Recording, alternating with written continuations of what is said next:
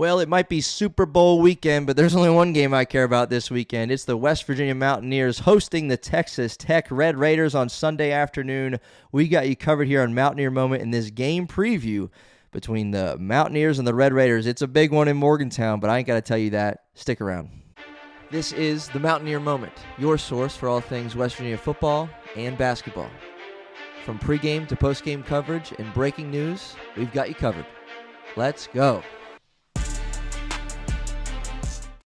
Welcome in to another episode of Mountaineer Moment. This is episode 144 of Mountaineer Moment. And man, West Virginia has a golden opportunity in front of them when they host the Texas Tech Red Raiders on Sunday afternoon, Super Bowl Sunday. But this is the one we got our eye on in Morgantown. And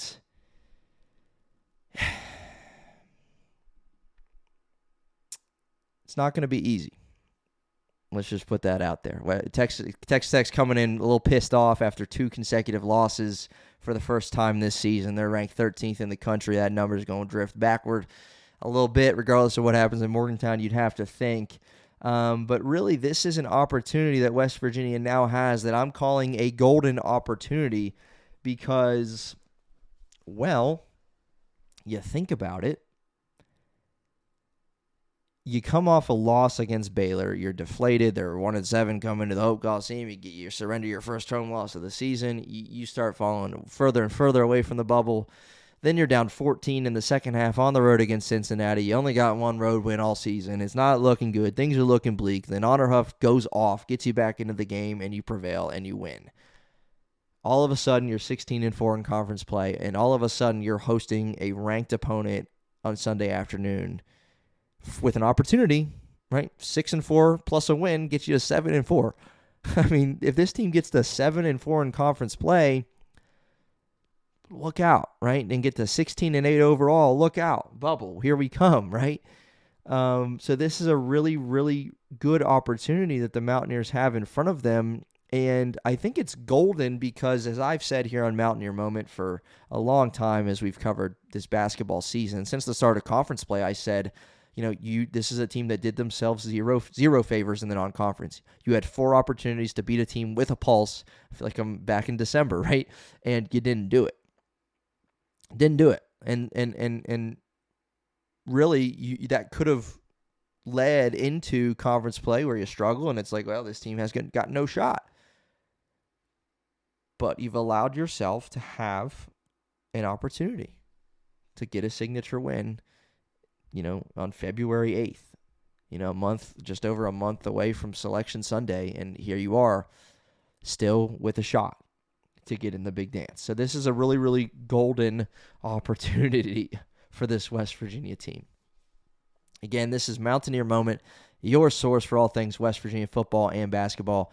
Go ahead and hit that subscribe button for us. YouTube, Apple Podcasts, Spotify, Amazon Music, and you'll be in the know when we have new content coming your way. And this is a game preview between the West Virginia Mountaineers and the Texas Tech Red Raiders, who currently sit at 16-6 and 6-3 in conference play. Let me tell you a little bit about how they got here, some numbers to know, and some players to know on this Red Raiders team. And then we'll talk big picture and some keys to victory for the Mountaineers and how they can shock the world and get to 7-4 and get real relevant real quick in this national conversation relating to the bubble.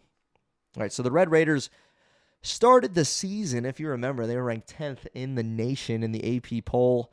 Notably in the non-conference, the Big Ten got the best of them, and a 4-point loss to Illinois, and then a blowout loss to Purdue by 30, 86-56, way back when. I think that one was over Thanksgiving. I think it was in the Bahamas, if I remember correct.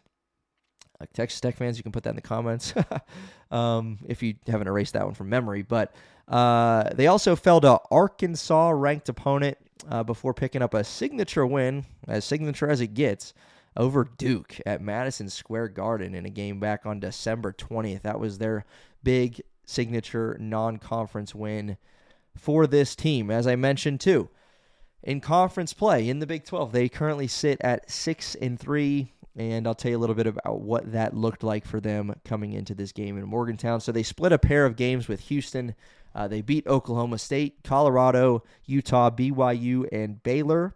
And again, they're going to enter Hope Coliseum having lost 2 straight for the first time all season. They fell to UCF on the road, and then it was a 3-point loss at home. Christian Anderson did not play in that game. More on him in just a minute. He did not play in the game against Kansas earlier this week at home. And Darren Peterson, I watched the end of that game, and Darren Peterson, NBA's likely number 1 pick, proved why. Because Kansas was down 3. They give it to Peterson. He hits a real tough shot to tie the game. And I think it was the next Kansas possession with, that one was like a minute and a half left. The next Kansas possession, he shoots another 3 from the other wing and splashes that one too to give them a 3-point lead. So from down 3 to up 3, thanks to Darren Peterson's 2 very clutch baskets to give Kansas the win over Texas Tech. Now, I don't know if that, I guess I was watching that game because I knew West Virginia was playing the Texas Tech Red Raiders coming up. I was like, I don't know if this is going to be good or bad for West Virginia because they're going to come to Hope Coliseum mad. They're going to come to Hope Coliseum more focused, more dialed in, you'd think, because they haven't experienced consecutive losses this season, and you can bet that they don't want to make it 3 straight. So they're going to be looking to bounce back in a big way against the Mountaineers. And again, this is a West Virginia team. On the flip side of that, that's really desperate for a signature win. And to stay afloat, to keep their dreams alive come mid-March and beyond. I'm going to give you some numbers here relating to this Texas Tech team. And it's funny because I came up with, these numbers actually before the episode that just came out relating to West Virginia's 3-point shooting, because you're going to notice here, these numbers I'm going to give you with Texas Tech and West Virginia are a lot to do with 3-point shooting. I think this game, when all is said and done, you look at the box score, the 3-point shooting from both teams might tell the tale of how this game plays out. And so I'm going to give you a few things relating to this Texas Tech team and how they shoot the 3 and how they defend the 3, and then what that means for West Virginia. So here you go. Couple numbers for you here. 29.6 and 38.6. 29.6 and 38.6. So the Red Raiders are among the best 3-point shooting teams in the Big 12, just as they were a season ago. They're attempting nearly 30 threes per game. That's number 1 in the Big 12, 30 3-point attempts per game, and they're making a high rate of them, so why not keep shooting them? 38.6 is that second number for you. They are second in the Big 12 in 3-point percentage, only behind Iowa State, who's been unbelievable, well over 40% from beyond the arc this season, but second in the Big 12 in 3-point shooting percentage. And as far as 3-point attempts per game and 3-point shooting percentage, this Texas Tech team ranks in the top 25 nationally in both those categories. Now, if you're a Mountaineer fan, at times this season, that West Virginia has allowed a lot of open looks to 3-point shooters, like a lot. And so defending the 3-point line is going to be very, very, very key for this West Virginia team on Sunday afternoon. Next number. This is where it was like my mind started to blow up a little bit, because it's like, whoa, I got to do a special episode on 3-point shooting and how important it is for the Mountaineers and what it's looked like all season. So if you haven't had a chance to catch that one, go check that one out. It's the episode right before this one, talking about the Mountaineers 3-point shooting. Gave you a lot of numbers and stats, what they've looked like at home, what they've looked like away from home, what they've looked like in Big 12 play, in wins and losses, the whole 9 yards relating to 3-point shooting and how important it's been for this team. But this is the number that made me think I need to do that. And the number is this. The Red Raiders are only allowing 6.9 made threes per game, which, if you didn't think it is the fewest allowed in the Big 12. And that's a really important number to identify, because the Mountaineers are coming off a game against Cincinnati on the road where they were 0 for 9 or 0 for 10 from 3 in the first half. They ended up knocking down 6 in the second half behind DJ Thomas with a couple clutch threes late, and Honor Huff with 3 threes in the second half. But, and it's no secret, West Virginia is a team that has had more than their fair share of struggles on the offensive end this season. 4 consecutive games being played in the 50s as far as their offensive production. A couple of those wins, they're 2-2 during that stretch, and their 2 wins are by final scores of 59-54, twice against K-State and against Cincinnati on the road.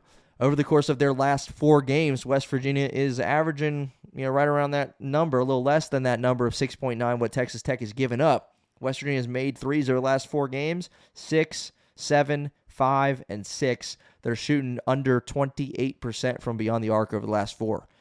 To put it bluntly, because I have a lot of respect for McCaslin and this Texas Tech program, what they bring to the table, and how much talent that we're going to talk to here in just a moment, or not two, we're going to talk about them in just a moment. But you come out and make 6 threes on 28% shooting, I don't think you have a shot to win this game. Just saying. And, so the bad news is, or there's double bad news, I guess. Double bad news is Texas Tech doesn't give up a lot of threes, and West Virginia has not been making a lot of them lately, like at all. And they're not shooting it well. 28% over 4 games is not good. I'll give you a little teaser into that episode that just came out about West Virginia's 3-point shooting and wins in Big 12 play this season. So their 6 wins, they're shooting 37% from 3, and almost 9 threes per game, just shy of 9 3-pointers made per game. And in their 4 losses, they're down at 30%. 27 total, which obviously you do the math, that's just under 7 threes per game, or just about 7 threes per game. So needless to say, I am of the belief that the 3-point line is going to be a major factor to keep an eye on in this matchup between West Virginia and Texas Tech. Is Texas Tech going to hold West Virginia to 6 threes? Can Honor Huff and Eagle Staff get it going? DJ Thomas maybe get it going and get you to double figures? Get you to 10, 11 threes? West Virginia is a better team when they do that. If you don't believe me, go check out that recent episode. I keep plugging it, but go check it out. 3-point line is going to be a major factor in this one. So those are a few numbers to know relating to West Virginia, Texas Tech. I'm going to give you a few players to know if you're a West Virginia fan, some players to know on this Texas Tech Red Raiders team. If you've been living under a rock the last couple years, they got a big man that's really good, averaging a double-double, reigning Big 12 Player of the Year, JT Toppin. He's averaging over 21.5 points per game, 10.5 rebounds. With both of those categories, he ranks 6th nationally in scoring and in rebounding. And speaking of coming into Hope Coliseum a little pissed off, JT Toppin is coming into Sunday's matchup probably having played his worst game of the season in that home loss to Kansas. He managed just 10 points and was 5 of 18 from the floor. Mentioned Christian Anderson a moment ago. He did not play against Kansas due to illness. Just read today he's looking to be ready for Sunday afternoon. And he's one of the best point guards in the country. If you don't believe me, the stats back it up. He's averaging 19.6 points, 7.5 assists, which ranks him 3rd nationally in that department, assists per game. He's really, really good. His freshman to sophomore jump has been phenomenal. And on top of what he does with the rock for others, he can shoot it really well. He's making nearly or over 43% of his threes, and he attempts 8 per game. The kid can really fill it up, and he can really dish it out. He's really good, and Texas Tech will be happy to have him back on Sunday. They missed him against Kansas. I would guess to say that would be a different outcome if Christian Anderson played. He's that good. Now, there's a number of other players. Both those guys, familiar faces, they were at Tech last year, but there's a number of players that McCaslin has brought in via the transfer portal to being one of the best teams in the Big 12 with aspirations for a deep run in March. But none of the transfers have been more impactful than Lawan Watts out of Washington State and Donovan Atwell out of UNC Greensboro. Watts is averaging 13 points, 6.5 rebounds, and along with Christian Anderson, Atwell has proven to be an elite shooter in the Big 12, one of the best in the business, knocking down 43% of his 8 attempts per game as well. So nearly identical numbers with Anderson and Atwell, 2 guys that can fill it up from beyond the arc. And if West Virginia's not careful, they'll get run out of their own gym. And which that's going to bring us into our keys to victory for West Virginia. You can probably guess what I'm going to say if you've watched this team as of late. You cannot have a slow start again. Can't do it. You were fortunate that Honor Huff willed you out of that hole that you found yourself in the second half against Cincinnati, and you're also fortunate that you were playing Cincinnati. With all due respect, Cincinnati's offense is not their strong suit.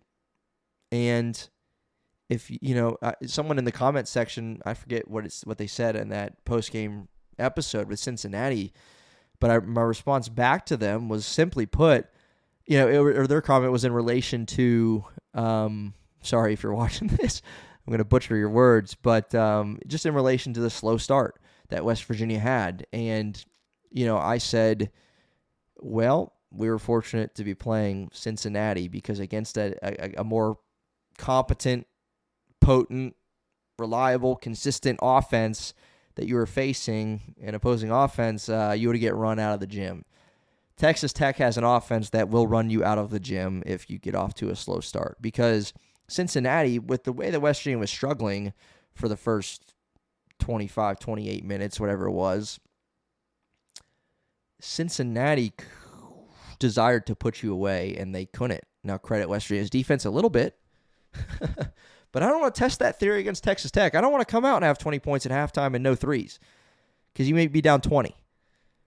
You were fortunate to only be down 14 against Cincinnati, which proved to be a manageable deficit to overcome. But again, that's not a theory that I want to test with Texas Tech. So first and foremost, the key is to not get down early. Get out of this funk where you just get off to these really, really slow starts.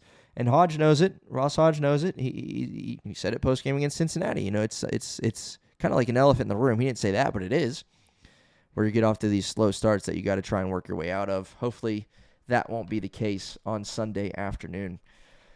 I think another key, and we've already talked about it, maybe ad nauseum at this point, but three-point shooting, you cannot beat this Red Raiders team if you come out and go 5 for 28 from 3. You're just not going to beat them. You got to get your shooters in spots to make them, and they got to knock them down. West Virginia, even in that first half against Cincinnati, whatever it was, 0 for 9, 0 for 10 from 3, there are some good looks there that you're like, yeah, they could have made those. I don't know. Ross Hodge said it post-game too, maybe 5 or 6 of them. You like the shots, open looks, and you didn't hit them. Well, you might have a hard time getting looks and hits against a Texas Tech team that only gives up 6.9 threes per game.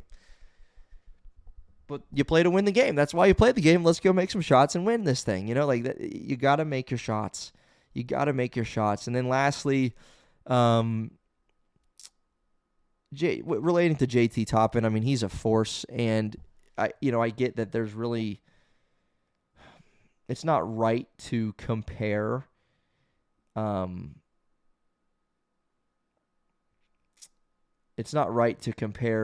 JT Toppin, the reigning Big 12 Player of the Year, and Baba Miller, who West Virginia's played twice, but they both average double-doubles. Miller, obviously not the scorer, scoring threat that Toppin is. Miller's about 13.5 points per game and 10 rebounds.